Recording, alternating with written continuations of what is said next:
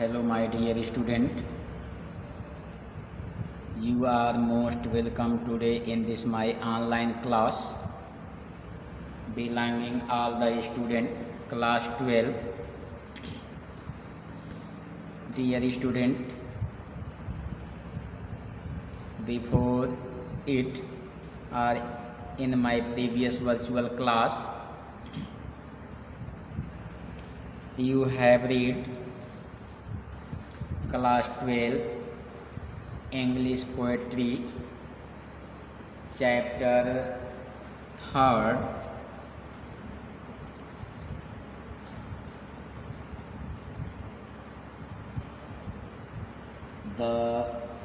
chapter 3rd on his blindness by John Milton. Dear student, and after it in my present virtual class, in my present online class, we have to read class 12 English prose chapter 4 The Homecoming, written by Rabindranath Tagore. Dear student, you know during this COVID-19 disease, Education Board has stuck up 30% syllabus, and within them your third chapter, The Secret of Health, Success and Power, written by James Allen, has been stuck up. Dear student, चूँकि English prose में आपने second chapter पढ़ा a fellow traveller written by A G. Gardiner, यद्यपि आप जानते हैं कि इस कोविड-19 डिजीज़ महामारी के दृष्टिगत माध्यमिक शिक्षा परिषद ने पूरे सिलेबस से 30% सिलेबस स्ट्रक कर दिया है। 30% सिलेबस इस साल 2020-21 के लिए कट कर दिया है।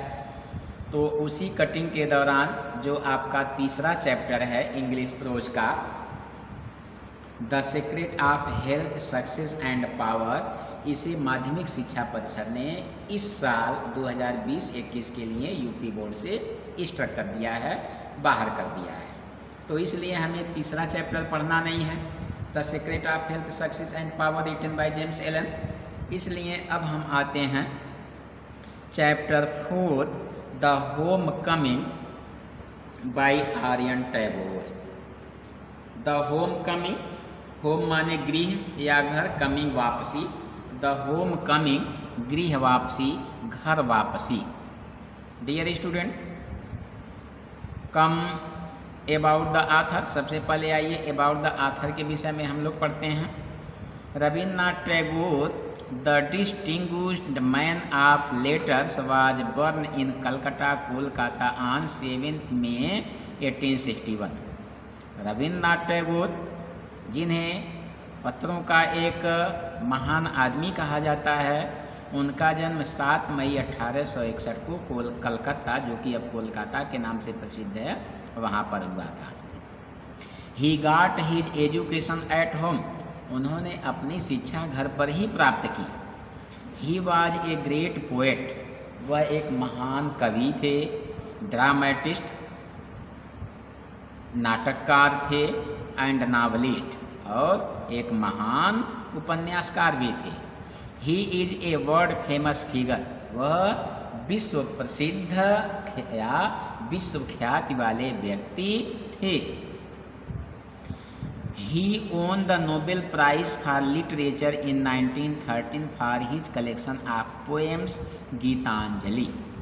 उन्हें 1913 में कविताओं की संग्रह गीतांजलि के लिए साहित्य में नोबेल पुरस्कार जीते।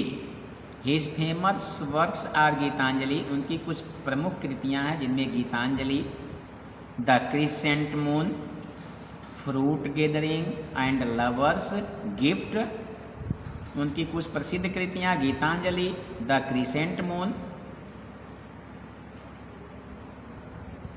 फ्रूट गैदरिंग और लवर्स गिफ्ट है। इन द नॉवेल्स, उपन्यास में Gora, the wreck and the home, ये है। Here we see his idealism and patriotism, यहाँ उनकी साधारणता तथा देशभक्ति के विषय में हम लोग देखेंगे। The home coming and the Kabuliwala are his fine short story, the home coming और काबुली वाला उनकी अच्छी छोटी कहानियाँ हैं। Which give us the understanding of human life, जो हमें ह्यूमन लाइफ मानव जीवन की समझ को प्रदान करता है। ही वाज नाइटेड इन 1950, उन्हें 1915 में नाइटेड किया गया, यानी युद्ध का एक योद्धा कहा गया।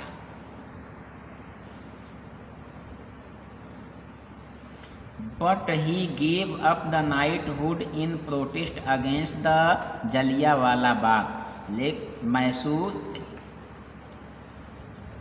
मैसाकर इन 1990, लेकिन उन्होंने 1919 में प्रोटेस्ट अगेंस्ट, लेकिन उन्होंने 1919 में जलियांवाला बाग मास्केयर के विरुद्ध उन्होंने यह नाइटहुड त्याग दिया। He was always addressed as Gurudev, हमेशा उन्हें गुरुदेव के नाम से संबोधित किया जाता है। ही डाइड इन 1941, वह 1941 में स्वर्ग सिधार गए, 1941 में उनकी मृत्यु हो गई। डियर स्टूडेंट, यह तो रहा अबाउट द ऑथर के विषय में।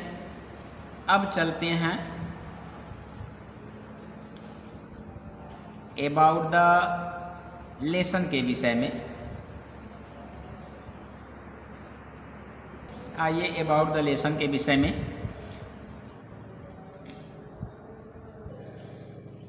In the home coming by Aryan Tagore, in the home coming यानी होम कमिंग में रविन्द्रनाथ टैगोर के द्वारा we have the theme of conflict, control, responsibility, love and isolation. The home coming में रविन्द्रनाथ टैगोर के द्वारा हमें आत्मनियंत्रण का, जिम्मेदारी का, प्रेम का, निष्ठा का भाव झलकता है। Taken from his collected stories collection, अपने संग्रहित की गई कहानियों में से the story is narrated in the third person by an unnamed narrator, यह कहानी एक तीसरे व्यक्ति के द्वारा, थर्ड पर्सन के द्वारा, जिसका नाम ज्ञात नहीं है, जिसका नाम नहीं रखा गया है, उसके द्वारा यह कही गई है। And from the beginning of the story, और कहानी के प्रारंभ में the reader realizes that, reader माने पाठक, पढ़ने वाला, यह अनुभव करता है कि टैगोर में B exploring the theme of conflict, की वास्तव में यह संभव है कि आर्यन टैगोर भी कॉन्फ्लिक्ट का एक्सप्लोर करते हैं। Makhan was listening to Phatik when the tells him to get off the log. देखिए, Makhan was listening to Phatik, Makhan Phatik की बात सुन रहा था। When the tells him to get off the log, जब उसे लाग से, लट्ठे से उतरने के लिए कहता है। फटिक इज वन, फटिक एक ऐसा व्यक्ति है, ऐसा लड़का है, who is blamed for hitting his brother, जो हिटिंग के लिए अपने भाई को दोषारोपण करता है। And bringing conflict into the home, और वह झगड़ा घर पर लाता है। Phatik's mother lacks the responsibility, Phatik की माता के अंदर जिम्मेदारी का अभाव है। That is required to raise Phatik, जो कि फटिक को भी आवश्यकता है उसकी। She likes he should go to Calcutta with his uncle Bishambhar, वह चाहती है कि वह अपने मामा बिशंभर के साथ कलकत्ता चला जाए, कोलकाता चला जाए। Phatik's school day in Calcutta where also miserable occasion for him, Kolkata में फटिक का स्कूली जीवन बिल्कुल दुखमय था। The unity that Phatik had in the village, वह संघ, वह समूह जो कि फटिक को उसके गांव में मिलता था, he does not have in Calcutta, वह समूह उसे कोलकाता में प्राप्त नहीं हुआ।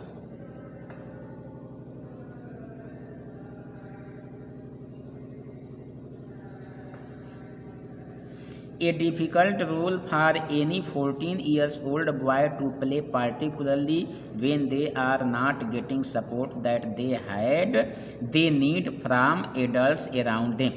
एक 14 वर्षीय बालक के लिए अगर उसे कोई सपोर्ट न मिले, कोई सहारा न मिले, कोई आलम्बन न मिले जो कि उसे मिलना चाहिए, तो उसके लिए व्यथा लाजमी है, व्यथा वाली बात होगी। Phatik missed the village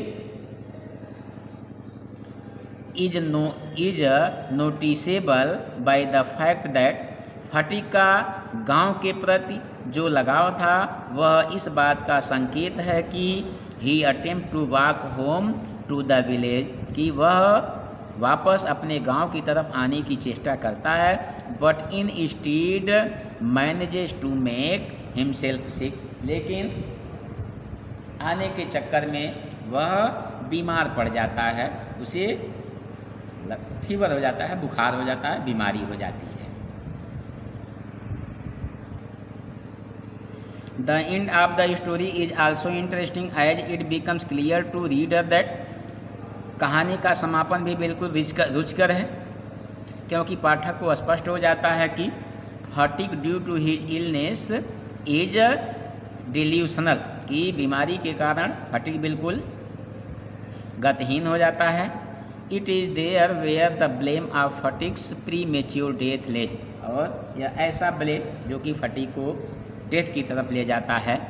neither woman has shown Phatik the love the deserve and needed, कोई महिला भी फटिक को प्रेम नहीं दर्शाई, फटिक के प्रति प्रेम नहीं दर्शाई, फटिक के प्रति अपनी योग्यता नहीं दर्शाई और उसकी आवश्यकताओं को नहीं समझी। The author possibly suggesting that, संभावित रूप से लेखक सलाह दे रहा है कि Phatik should never have been taken out of the village environment he was used to, कि फटिक को ग्रामीण क्षेत्रों से बाहर का वातावरण नहीं प्रदान करना चाहिए जैसा कि उसके साथ किया गया। He was a lover to nature, वह प्रकृति का प्रेमी था, but he ended his life surrounding by the walls of Kolkata, लेकिन वह कोलकाता में ऊंची ऊंची दीवारों से घिरे हुए स्थानों पर वह अपना जीवन समाप्त कर लेता है या उसका जीवन समाप्त हो जाता है। तो डियर स्टूडेंट, यह तो रहा अबाउट द लेसन के विषय में। Come two point, summary of the lesson, पाठ का सारांश।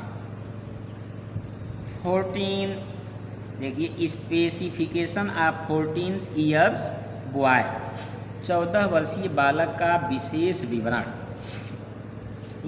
फटिक चक्रवर्ती, एक देखिए पाठ का सारांश, समरी आप समझ लीजिए। अगर समरी ध्यान में रहेगा तो आप इसके क्वेश्चंस को बड़े आसानी से सॉल्व कर लेंगे। समरी आप ध्यान से सुनिए। समरी ऑफ द लेसन, 14 वर्षीय बालक का विशेष विवरण। फटिक चक्रवर्ती एक 14 वर्षीय बंगाली लड़का था जिसके पिता की मृत्यु बहुत जल्दी हो गई थी। वह आलसी, जंगली व अवज्ञाकारी था।